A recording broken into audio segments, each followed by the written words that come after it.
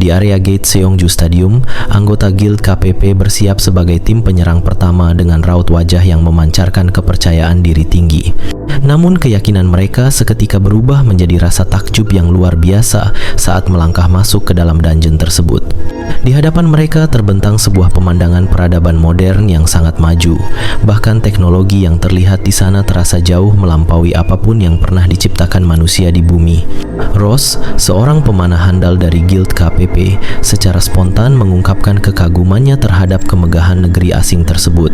Sang pemimpin yang mendengar gumaman Ross kemudian menimpali bahwa selain dunia bertema fantasi dan seni bela diri yang biasa mereka temui, ternyata ada pula dunia futuristik semacam ini. Anggota parti lainnya pun mengangguk setuju, merasakan sensasi seolah-olah mereka sedang terjebak di dalam sebuah kota bertema cyberpunk yang sangat nyata. Meski sempat terpesona, sang ketua segera memfokuskan kembali pikirannya pada misi yang ada. Ia merasa perlu berhati-hati karena situasi ini sangat asing, sehingga ia memutuskan untuk mengatur ulang formasi kelompok demi mengantisipasi jenis monster yang akan mereka hadapi.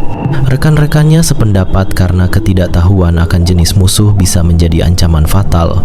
Sambil memantau situasi sekitar, sang ketua akhirnya memberikan perintah untuk mengamankan sebuah gedung tinggi yang memiliki sudut pandang strategis. Beberapa saat kemudian, setelah mereka berhasil menyusup ke dalam gedung yang dituju, sang ketua segera menoleh ke arah salah satu rekannya. Ia bertanya kepada Seto apakah ada sesuatu yang tertangkap oleh pengamatannya. Seto kemudian memberikan laporan singkat bahwa keadaan di sekitar mereka benar-benar sunyi senyap, di mana tidak terlihat adanya aktivitas dari NPC maupun pergerakan monster sama sekali. Keheningan yang tidak wajar itu membuat mereka benar-benar dirundung kebingungan. Sang ketua pun mulai mempertanyakan keberadaan Ice Spinner yang seharusnya menjadi bos monster di tempat itu. Ia merasakan kejanggalan yang sangat kuat karena di tengah kota modern seluas ini, tak ada satupun jejak kehidupan NPC maupun monster yang tertangkap mata. Muncul dugaan dalam benaknya bahwa mungkin saja peradaban maju ini telah hancur akibat pemberontakan besar atau peristiwa mematikan sejenisnya. Menyadari situasi yang semakin tidak menentu, sang ketua segera memberikan instruksi tegas kepada seluruh anggota Guild KPP. Ia mengingatkan bahwa meski mereka sudah berada jauh di dalam gate, informasi mengenai Ice Spinner masih sangat minim. Oleh karena itu, ia memerintahkan tim untuk mulai menyisir area terdekat secara perlahan dan tetap bergerak dalam kelompok kecil demi keamanan bersama. Namun tepat saat sang ketua tengah memberikan arahan, sebuah serangan mendadak melesat dengan kecepatan tinggi langsung ke arahnya. Serangan brutal itu begitu mematikan hingga menewaskan sang ketua secara instan di tempat. Seto yang berdiri tepat di sampingnya benar-benar terpaku dalam kengerian saat cipratan cairan merah mengenai tubuhnya. Anggota lainnya pun dilanda kepanikan luar biasa dan mulai berhamburan mencari tempat perlindungan untuk menyelamatkan nyawa mereka. Ternyata, serangan tersebut berasal dari penembak jitu jarak jauh yang telah membidik lokasi mereka dengan sangat akurat. Pelaku penembakan itu adalah sebuah robot pemusnah yang dipersenjatai dengan senapan sniper berkekuatan besar. Tak berhenti sampai di sana, mesin pembunuh itu kembali mempersiapkan serangan lanjutan dan mulai menghujani gedung tempat anggota Guild KPP bersembunyi dengan tembakan beruntun yang menghancurkan struktur bangunan tersebut. Kekacauan pecah seketika di antara para anggota guild yang tersisa. Beberapa dari mereka mulai menderita luka-luka akibat reruntuhan gedung yang terkena tembakan. Di sisi lain, Seto masih terperangkap dalam rasa tidak percaya atas apa yang baru saja ia saksikan. Ia tak habis pikir bagaimana sang ketua, yang merupakan seorang tanker ranking A, bahkan tidak sempat memberikan reaksi sedikit pun terhadap serangan tiba-tiba tersebut. Dalam kepanikan yang luar biasa, Seto segera bertanya kepada Hayeri mengenai posisi penembak jitu yang telah menghancurkan tim mereka. Hayeri kemudian memberikan petunjuk bahwa serangan tersebut kemungkinan besar berasal dari arah jam 3. Meski begitu, ia mengaku tidak bisa memastikan koordinat tepatnya karena jarak serangan monster itu benar-benar di luar nalar perhitungannya sebagai seorang archer. Selain ketidakpastian posisi musuh, Hayeri juga memperingatkan Seto agar mereka segera mengosongkan gedung karena struktur bangunan tersebut sudah mulai menunjukkan tanda-tanda akan segera runtuh. Mendengar peringatan itu, Seto mengambil alih komando dan menginstruksikan seluruh anggota yang tersisa untuk segera mundur secara beruntun ke arah pintu keluar. Di tengah pelarian mereka, Hairi sempat merasa ragu dan merasa bersalah karena terpaksa meninggalkan jasad sang ketua begitu saja di reruntuhan. Seto yang memahami perasaan rekan setimnya itu segera menegaskan bahwa saat ini prioritas utama mereka bukanlah memberikan penghormatan terakhir, melainkan memastikan anggota Guild KPP yang masih hidup bisa keluar dengan selamat.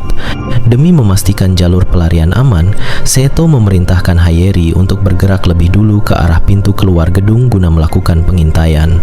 Hairi pun langsung melesat maju dengan waspada sambil terus mengamati setiap sudut jalanan yang sunyi. Setelah memastikan tidak ada tanda-tanda pergerakan musuh di sekitar gerbang keluar, ia melaporkan bahwa jalanan aman dan segera melangkah keluar dari gedung tersebut.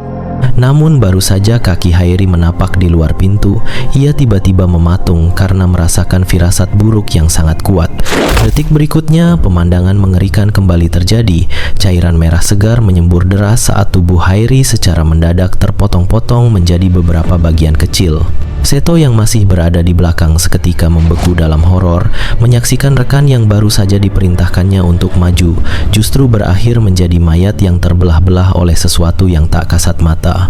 Misteri di balik kematian tragis itu akhirnya terungkap. Tubuh Hairi terpotong karena jeratan kabel-kabel tipis yang baru terlihat setelah cairan merah dari tubuhnya menempel pada serat-serat tajam tersebut. Ternyata kabel mematikan itu telah terpasang sedemikian rupa hingga mengelilingi seluruh area kota tanpa mereka sadari. Seto yang diliputi kemarahan luar biasa segera menginstruksikan sisa anggota Guild KPP untuk menerobos keluar dengan cara apapun. Ia sendiri mulai berupaya memotong kabel-kabel itu, namun ia segera menyadari bahwa serat tersebut sangat kuat dan hanya bisa diputus dengan konsumsi energi mana yang cukup besar. Sambil terus berjuang memotong rintangan yang menjebak mereka, pikiran Seto dipenuhi oleh pertanyaan yang menghantui. Sebenarnya, berapa banyak musuh yang sedang mereka hadapi saat ini? Lalu dari mana musuh-musuh itu mengawasi mereka dan sudah sejak kapan pergerakan mereka dipantau?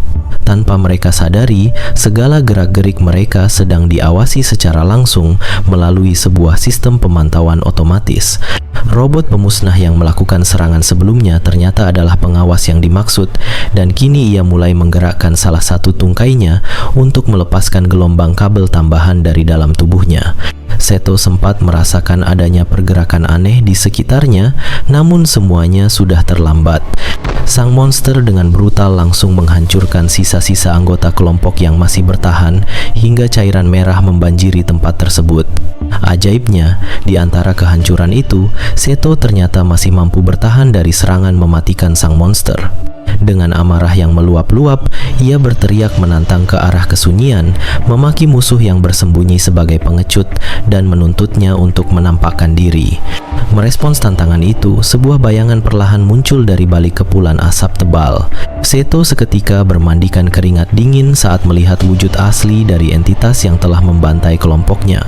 Sosok itu tak lain adalah sang bos monster, Eye Spinner.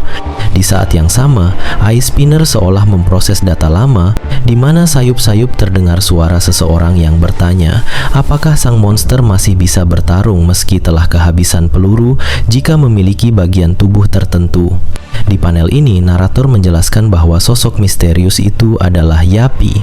Ia mengemban tugas mutlak untuk melindungi kota tersebut dengan cara apapun, sebuah misi yang menjadi saksi bisu berakhirnya riwayat 58 hunter dari Guild KPP.